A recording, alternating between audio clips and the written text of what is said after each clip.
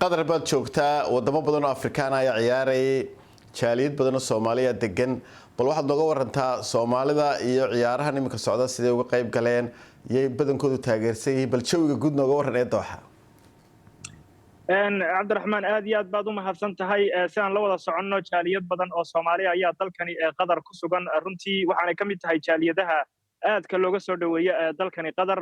jaaliyada Soomaalida ee dalkani Qadar waxa ay si weyn qayb uga tahay ciyaaraha dalkani Qadar ka socda iyadoo garoon kasta oo aad ka qayb gasho amaba aad ciyaaraha oo garoonada ciyaaraha lagu qabanayo aad tagto aad ku arkayso dhalinyaro Soomaaliya oo isugu jira rag iyo dumar kuwaasi oo qayb ka ah maaragtay ciyaarahan amnigooda sugidooda isla mar ahaantana ku jira ciidamada sugaya amniga ciyaaraha ee kubadda caalamka sidoo kale waxaad arkaysaa dhalinyaro Soomaaliya oo iyaguna qayb ka ah shaqaalaha FIFA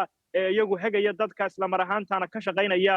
sidii habsamida lahayd ay ciyaarahan u qabsoomi lahaayeen waxa si xusid mudan in jaaliyada Soomaalida ee dalkani Qadar intooda badan ay taageero weyn u muujinayeen xulka dalkani Qadar maadaama dalkan uu yahay dalkii martigeliyay iyaga iyo koobka adduunkaba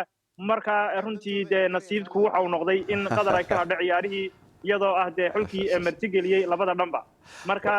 haatan iyaga waxay noqotay in xulalka Afrikaanka iyo xulalka kale taageerayaan ay u kala leexdaan